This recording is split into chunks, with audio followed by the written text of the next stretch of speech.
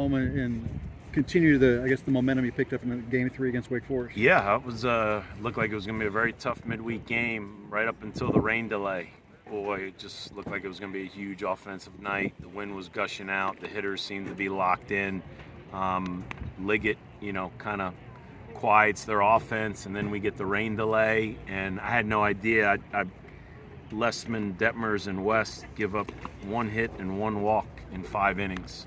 So got to give our bullpen a lot of credit tonight. And we keep telling these guys, man, we're talented. It's a lot of talented pitchers. So don't get caught up with who's starting the game. Every out is huge. And I thought our guys that came out of the bullpen were excellent.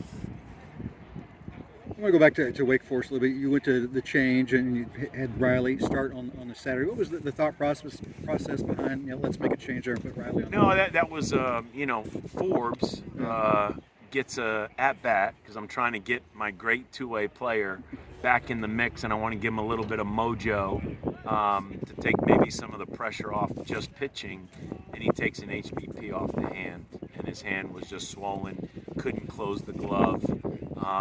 And so, like the lap pull he had to start the year, he's gonna have another setback here with his hand.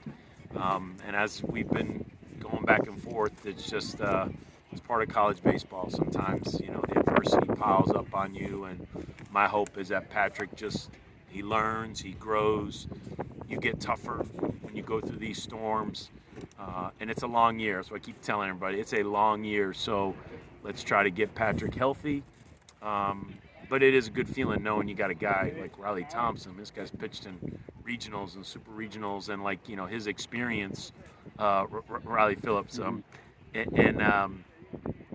so and that was the challenge from a couple weeks ago when Forbes didn't pitch. Like, come on, guys, man, step up and take advantage of the opportunity, and we did that in Game 3 against Wake Forest. Zion Rose had another good game tonight. Only came a home run shy of the cycle.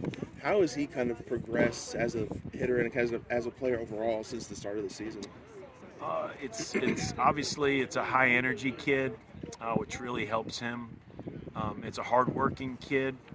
It's a super competitive kid, and he just doesn't seem to be on a roller coaster of highs and lows. This is, hey, I'm playing. I'm gonna play with juice. I'm gonna play with energy, and it's just, man, it's a high motor, and that motor I think brings out the best in him because he's playing great. I mean, that's a tough catch he makes in the first inning. That is not an easy catch for a guy that, we could say he's an outfielder, but he catches and he does a lot. So he's playing good, and that's like I said, I think on Saturday, one of my challenges is trying to keep these outfielders going. So even in a fairly close game tonight, I run Lippy and Moore and King out there because those guys have been in the starting lineup plenty of times this year. So we got good depth in the outfield. I just need to keep those guys going. And we feel like, obviously, the pitching staff, we got a lot of talented arms. So that was a great night tonight. The ACC, every year, but it seems even more so this year. It's obviously one of the tough leagues, and you got Florida State coming up. What kind of lessons were you able to take away from Wake Forest? We had Zion over here a minute ago, and he kind of insinuated that some of the rookies, some of the freshmen, kind of got a little, wow, this is ACC play. So what can the team take away from Wake Forest going down to this one? You hope. We opened up the year with Virginia Tech and Wake Forest. They could be regional hosts when it's all said and done, and we're going to another place that looks like that they obviously have a resume, and how the year goes could be another regional host. So the ACC seems to be loaded, and right out of the chute, we're getting a lot of the programs that got off to great starts this year, and they're playing good. And I hope Zion learned, like everybody, the game is the game. You just got to throw strikes, and you got to play defense. And when you get a chance to score, you got to score. You don't get many chances off of Burns. We had a chance and we didn't. And Zion hit the solo jack. It was 1-0. It could have been 2-0. And it doesn't mean you win the game, but when you're facing those type of arms, when you get an opportunity to score, you got to capitalize on it. But again, if it was easy, everybody would do it. It's not easy. So great challenge heading down to Florida State. chances to get a couple of your infielders back healthy for this weekend, or? Yeah, I think Keelan more so.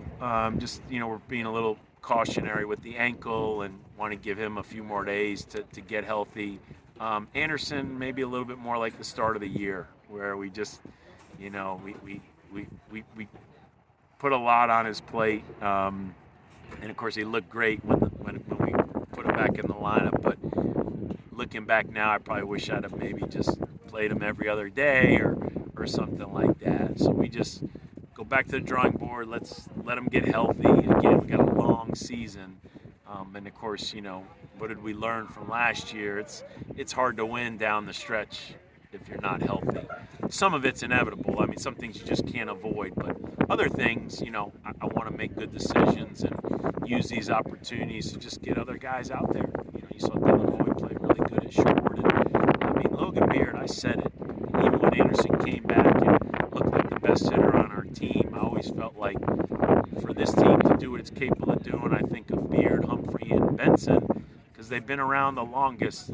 We need those guys to play well. They played well on Saturday against Wake Forest, and we won. And I don't say that to put pressure on those guys, but I think they know that, and they want that. They want the burden of, hey, we're the old guys.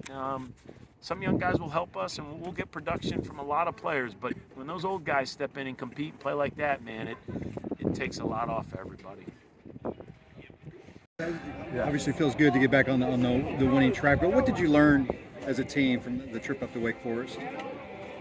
I think the one thing that we were trying to focus on going into Wake Forest was even if we do get punched in the mouth first, that doesn't mean anything. We're so talented and deep in our lineup that, comebacks should be effortless for us. So I think building on that and then seeing that we were able to do that out at Wake Forest just gives us another level of confidence. And then you guys come out tonight, look pretty relaxed, and obviously you helped get things started.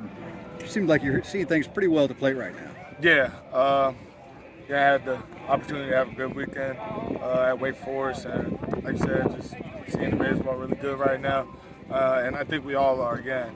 That just opened our eyes at Wake Forest, like how good we really are. So things are going to be looking good from here on out. For you personally, where do you think you've made the most strides between now and when the season first started? I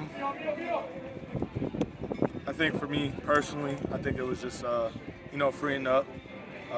New to this freshman, it's just understanding that I don't have to do it all in one game, or I don't have to overdo it. My game's gonna speak for itself, so I think just realizing playing free is the best way to go. This freshman class, there's a bunch of talented dudes there. You guys are swinging the bat well. What's this say about this new group of Cardinals here? Yeah, I think we get it from the older guys. And it's instilled in us too, being from the West. A lot of us are from the West. We're just tough. I think we're very tough in the box, very tough on defense, and again, we just play free, we just have fun.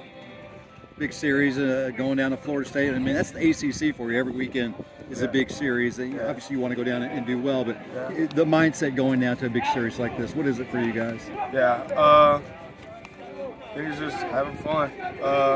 Like what we've been doing, I think we've been connecting a lot throughout all these series.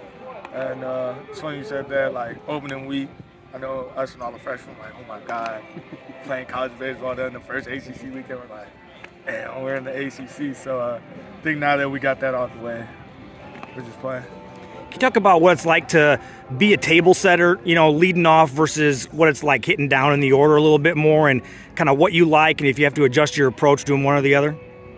Yeah, it's definitely different. Hitting at the leadoff spot and hitting like more down the order. I think for me personally, my job is to see pitches, see how it's moving that day, see the break, and try to work his pitch count. So that's just what I try to do, and then also get on base. I know Snyder says that's like a game-winning hit. Like we're just trying to get on base here, get on base. So just seeing pitches so I can come back to the dugout and feed the information to the next guy up. You talk about seeing pitches, kind of watching for break. How has that acclimation been from, watching pitchers and, reading the ball out of their hands in high school, then making the jump to the start of your freshman team and then the start of ACC play? How is that kind of acclimation period going? Yeah, I think Can you repeat your question? I'm sorry. Like, how are pitchers in high school when it comes to like reading pitches as they come out of their hand? How is that so much different than how it is now, especially with the start of ACC play? Okay, yeah. It's definitely way better break here in college, and they got more command over it. I think seeing it is a little bit easier now, though, just because the umpires are better and the zones are smaller, so I really don't have to, like, chase balls off the plate. So now I'm able to see them all the way through. And I can really tell, like, how it's breaking and stuff now. So I think that's the biggest difference, just, like, the zones and being able to actually have, like, a tight place to hit. Yeah. Are you somewhat a little bit more talkative at the plate sometimes? When you're seeing the ball? Yeah, just talking to myself, Yeah. feeding myself like confidence. I know that's a big thing we've been talking about, like positive self-feedback. So just saying, like, I know I'm gonna get a hit, and just kind of thinking about my approaches throughout that, just talking to myself through it.